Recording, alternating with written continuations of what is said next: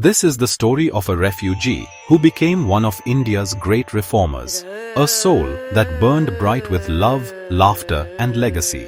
This is the life journey of the unforgettable B.N. Som, a man who lived to serve, to uplift and to transform.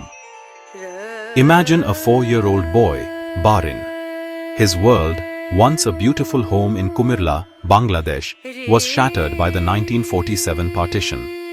Fleeing with millions, his family became refugees, cast into a life of stark poverty in Kolkata. Everything was lost, except for the one thing that could not be taken, their indomitable spirit. At just 5 years old, he was already bearing the weight of family responsibility, sent to the market to buy frugal groceries for his displaced family, all the while dreaming of a better tomorrow. Education was his only escape. Unable to afford textbooks, he walked to wisdom, refusing to give up. Every day, Barin trekked miles to the National Library. Each step was a defiance of his circumstances. The early poverty never broke his spirit, it only forged it into steel. Eventually, he graduated with honors from the famous Presidency College in Calcutta University. He burned the midnight oil in preparation for the Indian civil services. Fueled by a fierce desire to uplift his mother and to serve the nation, inspired by the great Swami Vivekananda. His reward for those long years of struggle soon came in the form of his selection into the Indian civil services. Just as he stood at the threshold of his dream, entering the prestigious IAS training academy, fate dealt a cruel blow. His beloved mother passed away. She never witnessed the victory she had birthed and nurtured in her son Barin. In that moment, the pinnacle of his joy was pierced by the deepest sorrow. But Barin never looked back. He entered the Indian civil service with the fire to serve. Not from a desk, but from the heart. Though fate had taken away his beloved mother, a new light now entered his life, in the form of his devoted wife of 57+ years, Kanika. Without Kanika's loving, loyal and all-pervasive support, Barin's life could never have scaled the heights it eventually did. Civil servant, people's servant, India's servant. A traveling sadhu once said to his older sister, "This child has a wonderful future ahead. He will attain greatness." He fulfilled that prophecy tenfold. His administrative reforms were acts of profound empathy, easing the lives of crores of ordinary Indians. He saw systems not as paperwork but as lifelines to improve the quality of lives. As a civil servant, through his work with the EPFO, the UPSC and Postal Department, he secured the futures of countless families, created job opportunities for young officers and ensured transparency at the heart of India's governance. From pension reforms to increased death insurance for private sector employees to postal digitization, he touched millions with his thoughtfulness and administrative acumen. India remembers him not just as a bureaucrat, but as a builder of people-friendly systems. Recognition came from across oceans, yet he always stayed humble.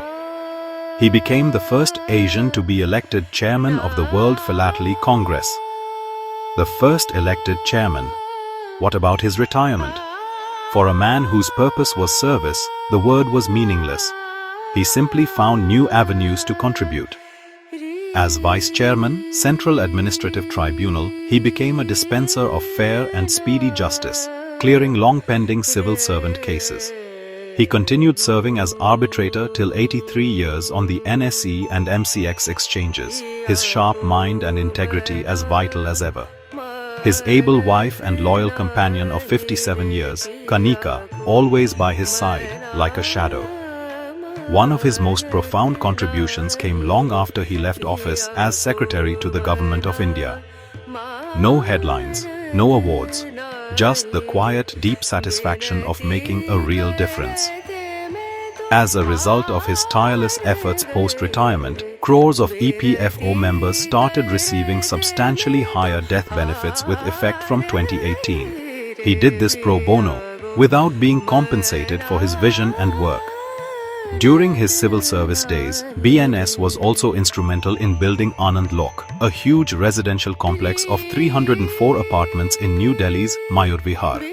Again, he did not claim any compensation for his yeoman contribution to housing at a time when such projects were not common. Post-retirement, he also pioneered cleaning the iconic Rabindra Sarovar Lake in Kolkata, introduced musical fountains, added fish in the lake, stopped open defecation at the lake, stopped garbage throwing on the streets of South Kolkata. Kolkata's guardian angel? You bet. Was he paid for his efforts? Money was never his motivation. His home was always open. His laughter was infectious. His wit was unforgettable. He danced sportingly, joyfully at parties and weddings, and lit up every gathering. Witty, warm, always welcoming. He left this world quietly, but his departure was not an ending. He left behind a treasure of joy, a wellspring of inspiration, and a mark on the soul of a nation that time cannot erase. A life well lived, a legacy eternal. BNS lived not just a life of service, but a life of profound significance. He taught us that true greatness is measured not in accolades, but in the lives you touch and the hope you ignite. To live in the hearts we leave behind is not to die, so we say farewell BNS, farewell Dadu, farewell Baba. Your journey here has concluded, but your spirit endures. We will find you in the quiet call to serve, in the fire to do good. Your story is now carried forward by all who were inspired by you. You were and will forever remain unforgettable. Farewell BNS till we meet again.